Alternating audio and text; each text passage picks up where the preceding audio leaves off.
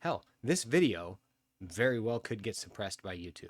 You know, you go into a museum, whether it's an art museum, an art gallery, or just a historical museum, you go in and you know that you're going to see really cool snapshots of history. You're going to learn something about history. And that's how we learn lessons about life, about society, about civilizations, about sociology, right? You can study the past and see things and how they've changed.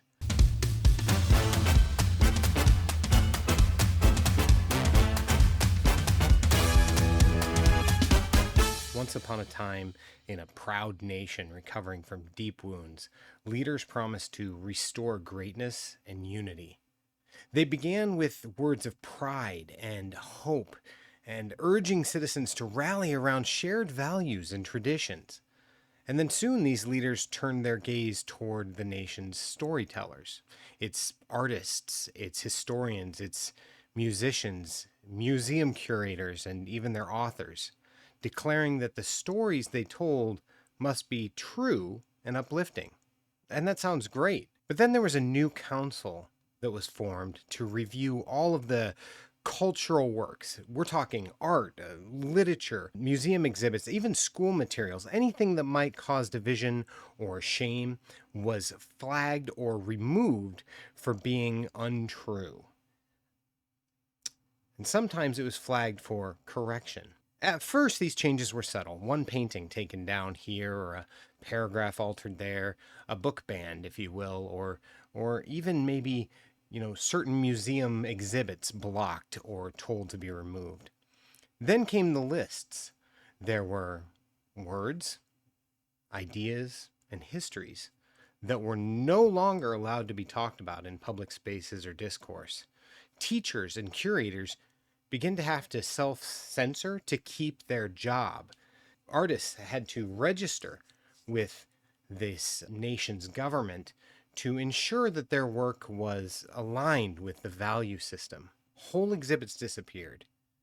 They were replaced by carefully chosen pieces that celebrated only the glorious side of the nation's past and didn't go over anything that may not really resonate with that. Visitors began to forget how it used to be there. New generations grew up never hearing the stories that had been erased. And over time, the nation's history was polished until it shone, blindingly bright, without any shadows, without any pain. And when people finally looked up, the only stories that were left were the ones that the leaders wanted them to hear. Fast forward to our time. The White House has ordered sweeping reviews of the Smithsonian's museums and National Zoo. Now, the Smithsonian, a lot of people think of the Smithsonian Museum, even Americans think of it as one museum or a collection of museums, and they're right. There's actually over 22 of them. 11 of them are on the National Mall in Washington, D.C., including the National Zoo. But the White House has ordered sweeping reviews of all of the Smithsonian's museums, directing exhibits that align for American values as defined by the current political leadership. Now, this includes specific focuses on the National Museum of African American History and Cultural Purposed American Women's History Museum. Museums have 30 days to submit detailed records and 120 days to begin making changes to meet the new standards. An executive order already instructs that certain perspectives, especially those labeled divisive or ideologically driven, have to be removed or rewritten. Some exhibits have already been altered and removed, specifically the impeachment history displays, under the guise of streamlining or updates. Now, there's a lot of critics out there that believe that this is the textbook opening move of authoritarian control, sanitizing history, and dictate what art can be created, can be shown, control narratives, ensure that future generations only know the approved version of the past. The story that I was talking about in the start there's a reason I kept looking off camera to read it. I had to put out bullet points because I didn't want to be too obvious, but that wasn't fiction. That's a historical pattern. The censorship and destruction of art and the rewriting of history and the consolidation of culture under political control is the classic playbook for authoritarian takeovers. It never just starts with book burnings, it starts with reviews and realignments and shared values. That is the story of Adolf Hitler's rise to power, the rise of propaganda, and the Nazi Party's takeover. The first thing they go for is controlling the minds of people. That starts with reforming education. I don't know, maybe getting rid of the Board of Education. I'm sorry, the Department of Education. Maybe it starts with going through and making sure certain libraries don't contain certain books, certain schools don't have certain books. And it's so that it aligns with our values. This is a really visceral escalation, in my opinion. I think that when you start to control the narrative in this way, it's dangerous. It's very dangerous, and a lot of people don't understand what it is, and they the politicians involved with this will tend to frame it as we really want to make sure that people are aligned with American values, not our political values. They would never say that so blatantly, but American values and what that means. The problem is that that is such a vague blanket term that your idea of American values and mine may be very different.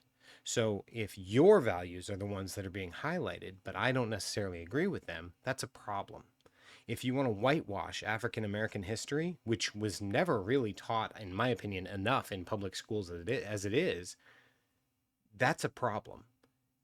Museums have always been a place that protected history, no matter how ugly it was. At least that's the way I like to think of it. You go into a museum, whether it's an art museum, an art gallery, or just a historical museum, you go in and you know that you're going to see really cool snapshots of history. You're going to learn something about history. And that's how we learn lessons about life, about society, about civilizations, about sociology, right? You can study the past and see things and how they've changed.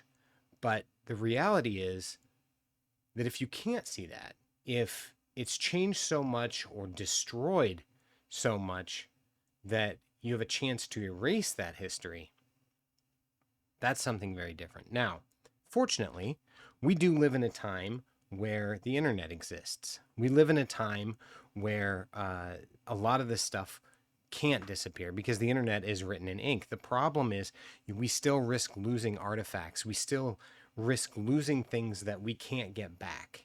And if and when that happens, those are real chunks, real pieces of history that are just gone. It'd be like if somebody took the Declaration of Independence and burned it. Sure, there's lots of copies out there, but the original being gone, that's a historical document.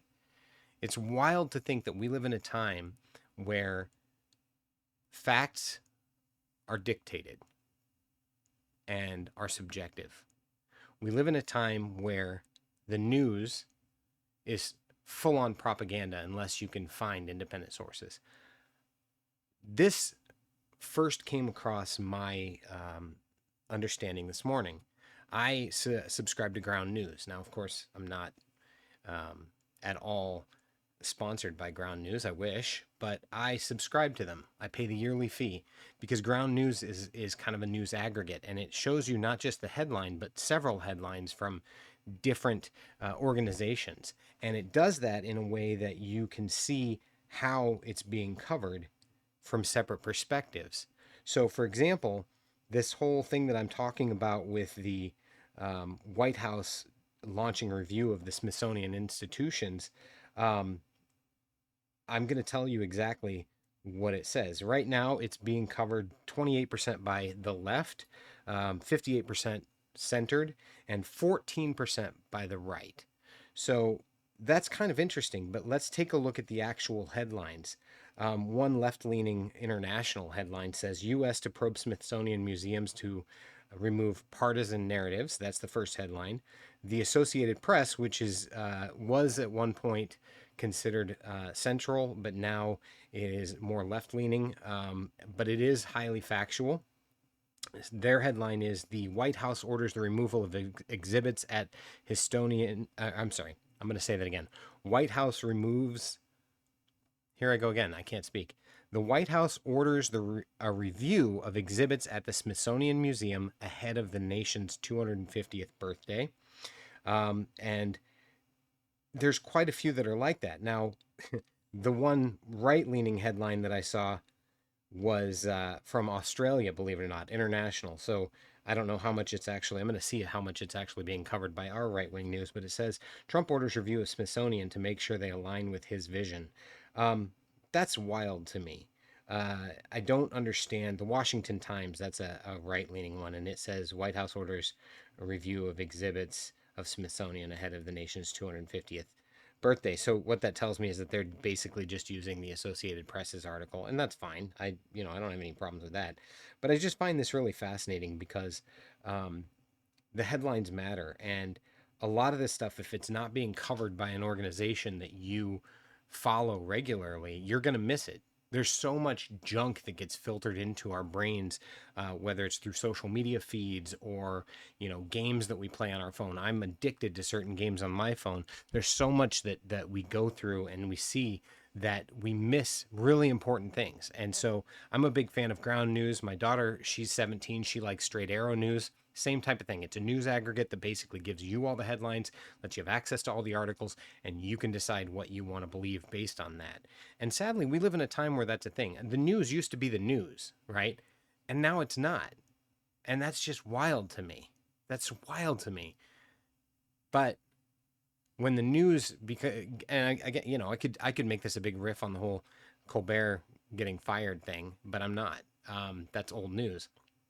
What I will say is the more news and television becomes propaganda, the more social media gets controlled and censored, the less freedom of speech that's out there, the more dangerous it becomes because it's easier to control people's hearts and minds. Now, a lot of times you do that through fear. You do that through a boogeyman, us versus them, right? And a lot of times you can try and shift the narrative. I mean, for a while there, we were all on the same page about the Epstein files, and then because nobody wants kids to get hurt, right? Well, and then all of a sudden it goes from, yeah, this is important, to our president finds out that his name comes up several times in the files. Then it's, oh, this isn't important. Then it's, or I don't know why anybody cares. Then it's, and even they don't exist. And then it's this is a completely radical thing that was created by the left and by Obama. Well, here's the thing. A lot of people say, why didn't Biden release the Epstein files or unsealed documents or lists or whatever? And the reason is he couldn't. They were sealed, and they weren't opened until now. So he didn't release it not because he didn't want to, but because he couldn't. That's the judges. I mean, we're seeing more and more disillusion of the separation of powers. The judicial branch and the legislative branch and the executive branch are all just morphing and following the will of the president. And anything that they don't follow, he just tries to make an executive order because he knows he can fight it long enough. I'm very worried that these things that took, centuries to put together. We're at a 250-year anniversary of America, right? This American experiment, 250 years. It was a good run because the things that he is destroying, the institutions that he's messing with, it's generational damage that he could be causing. Now, don't get me wrong. There's a lot of things that could be generational help that he could be doing, but they pale in comparison to the lies and the destruction of these institutions that have been around. I mean, I remember a time, and I had to read about this. This was before I was born, but I remember, you should look it up, by the way, if you haven't seen it. Fred Rogers went in front of Congress and explained why they needed to make sure they fund PBS and how important it was. And the conservative leader at the time, who was very standoffish at the beginning, heard what he had to say, and he was in tears. And they ended up not only approving PBS and understanding how vitally important it was, the funding, they actually doubled it. So, if times can change back then, we don't have Fred Rogers anymore. We don't have anybody that anybody's going to listen to anymore unless they're Trump, because they get censored, and it scares the hell out of me. Hell, this video very well could get suppressed by YouTube. And maybe it's because of its content. Maybe it's because my thumbnail sucks, so you didn't click on it. Maybe it's because it's political. I don't know. It's probably going to get suppressed. I don't know that a lot of people are going to see this, and that's fine. But I know, as a parent and as an American citizen and as a person who's voted every year that I could since I was 18, I have an obligation to speak about what I'm worrying about, because these are red flags. And the fact that there's so much craziness going on that it's going under the radar, it's terrifying to me. And I couldn't stay quiet on this one. And frankly, I didn't want to. Art is important. I mean, you look on this wall behind me, I've got some paint by numbers. That's a paint by number one that my wife did, the mountain there, but it reminds me of mountains, which reminds me of Colorado, which I love. There's the Walter White, the Breaking Bad, pop art picture. That's something my daughter painted. The painting above it is my son's. Those are mine. Art matters to me. But if any of that was offensive, and I was told it couldn't be displayed, what about in my own home? I know that, this is a little off subject, but I was talking to a conservative friend of mine, and he was saying that the cartels make him furious in Mexico, and that he is hardcore against that. And I said, yeah, no, I totally agree. He's like, you don't understand, man. They're moving fentanyl. It's really bad, blah, blah, blah. And I'm like, yeah, I believe you. That's cool. He has a Latina girlfriend, and um, her mother is in Mexico. And something that I had said to him is, okay, but if we gave carte blanche access to Trump to go into other countries and mess with their stuff, right? His girlfriend had mentioned that it's kind of like if somebody came into your house and, didn't like how your kid was behaving, so they punished your kid, right? Well, that's your responsibility. That's the analogy. Um, my thought on it was this: okay, so if we give him carte blanche to go after anybody who's involved with the cartel, even though his girlfriend is an American citizen, is here legally and all that stuff, what's to stop ICE from breaking down the door and deporting his girlfriend because his mom lives in Mexico? But then saying it's because she's involved in the cartels, even though she's not. It's about throwing out undesirables, because of the things that are not aligned, right? It's about whitewashing. It's about control through fear. Hitler did it with Jewish people, right? Any Jewish philosopher, thinker, artist, whatever, that was among the first things to go from the museums. And it's absolutely insane to me that we're allowing a politician to go in and make sure that things are aligned with our values, when historically museums are curated and controlled by academics, by historians, not by politicians. Because it's not about preserving a message, it's about preserving history, actual history that's supposed to be here but long, long after I'm gone and you're gone and even my kids are gone. So it's a scary time. It's a scary thing to be aware of, and I wanted to bring it to your attention. I appreciate you hearing me out, and question everything, dig deep, my friends. Um, and comment below what you think. Comment below on what you think and what you fear. I'm not gonna edit this video at all. So it's raw, it's true, it's real, and if you like it, leave a like, subscribe, whatever, and tell me what you think.